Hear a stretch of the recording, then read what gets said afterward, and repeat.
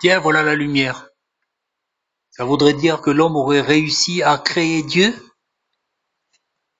Ce serait bien extraordinaire, ça. Donc, on peut bien comprendre qu'il y a plusieurs lumières.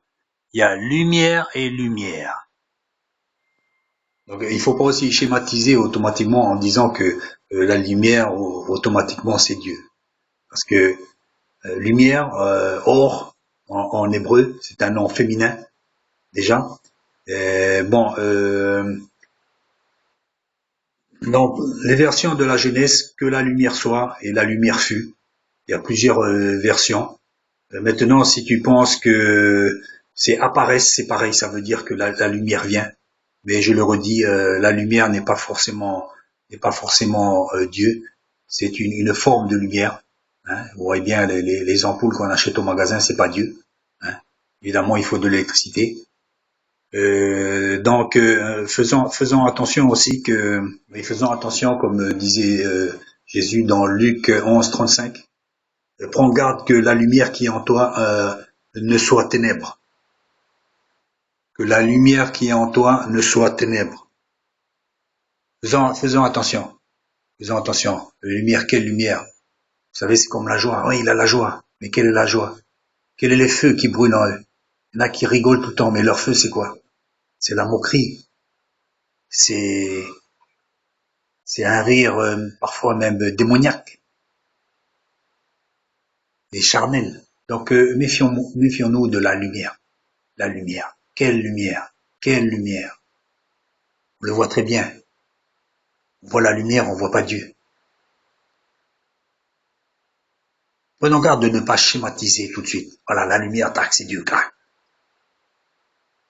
faut être plus circonspect. Pareil, si on cherche Dieu dans les racines, là, je crois que aussi on a faux comme ça. Parce que vous voyez les lettres de Dieu, elles sont pratiquement tous d'origine phénicienne. Le vav ou le wav trouve son origine dans la lettre phénicienne, qui veut dire le clou, mais il veut dire aussi le crochet. Donc aussi la 5e lettre de l'alphabet phénicienne, qui veut dire hey, la louange, en hébreu, c'est d'origine phénicienne aussi. Elle est citée 2 fois dans le nom de Dieu, hey. Donc pourquoi phénicienne, hein, chez les Libanais là-bas? Pour dire ah mince, alors est-ce que Dieu viendrait donc finalement est-ce que Dieu ne viendrait pas du Liban? On n'en finit plus quoi, hein. Et après il y a la 10e lettre, le yod, d'origine phénicienne aussi pareil. C'est la première lettre du nom de Dieu. Symbolise le germe contenant tous les séphirotim. Ça fait partie de dans la Kabbale des 10 puissances créatrices de Dieu. Donc là on n'en finit plus. Mais ce yod qui symbolise le germe donc, et dans le Nouveau Testament l'équivalent c'est le iota que Jésus dit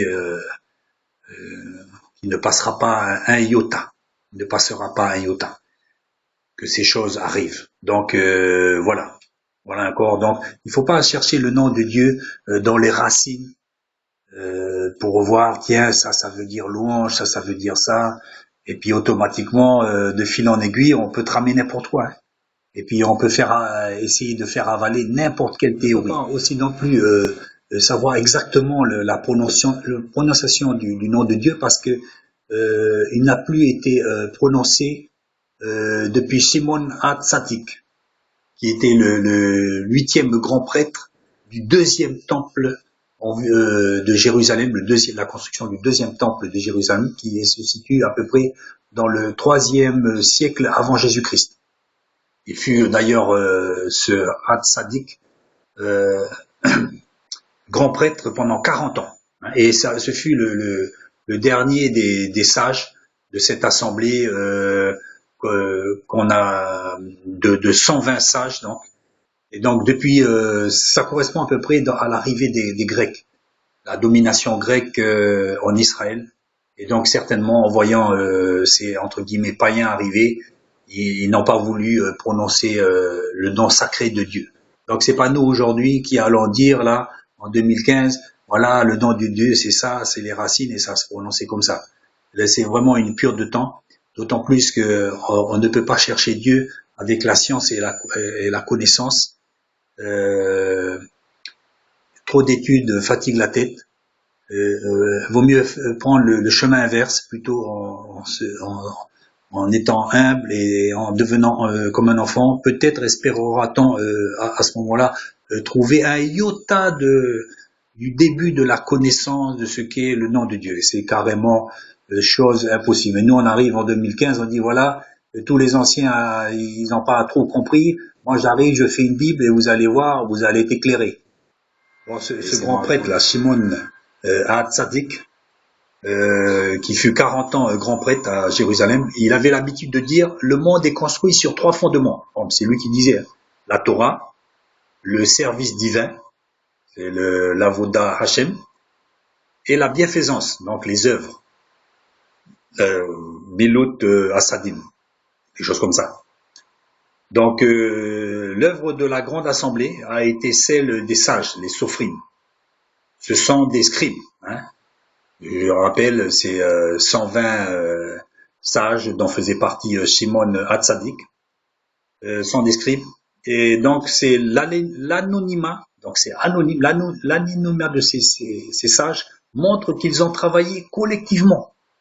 Ils ont travaillé la loi orale. D'après la tradition rabbinique, Moïse écrivit toute la Torah de sa propre main, mais ça c'est d'après la tradition.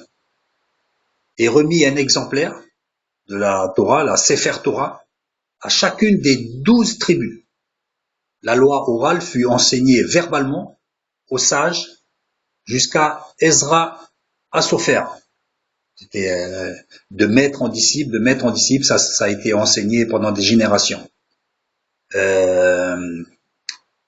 Et donc Ezra Asopher lui-même constitua une assemblée de 120 sages.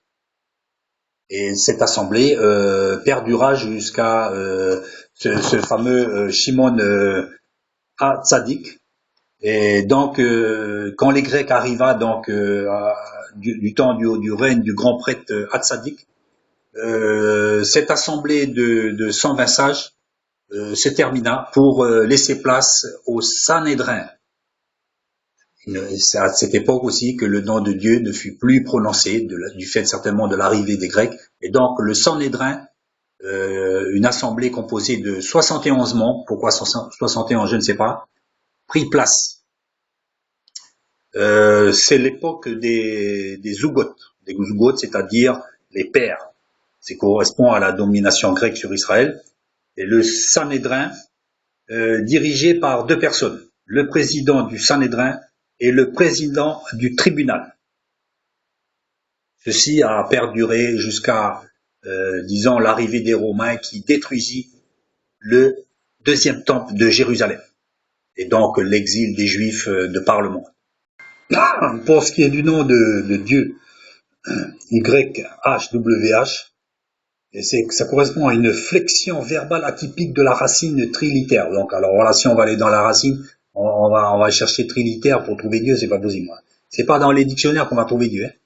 Hein. Donc, la forme donc du nom de Dieu vient de cette racine HYH.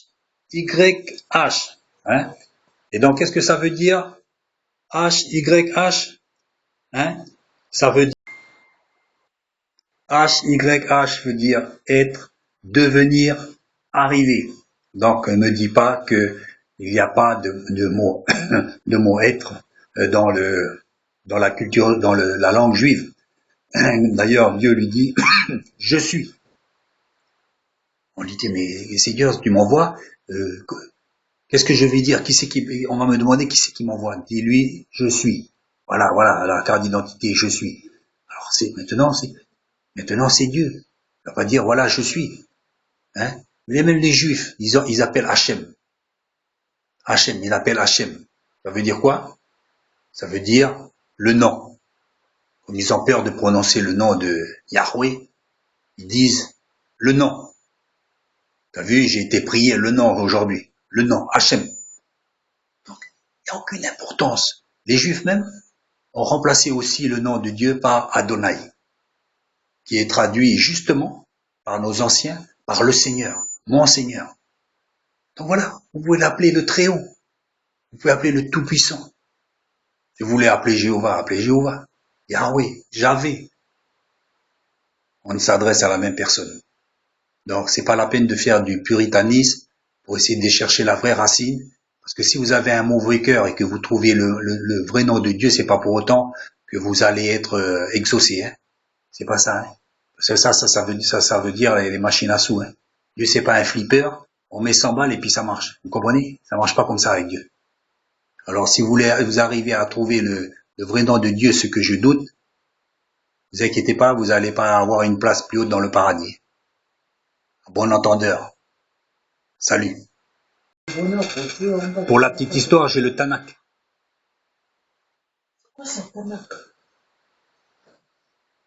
Moi aussi, j'ai le Tanakh. Ça me fait une belle jambe, vous voyez? Allez. Et le Tanakh, maintenant, j'ai une belle jambe. Hein? J'ai le Tanakh. Ça veut rien dire. T'as le Tanakh? Ah oui, alors? T'es meilleur que moi?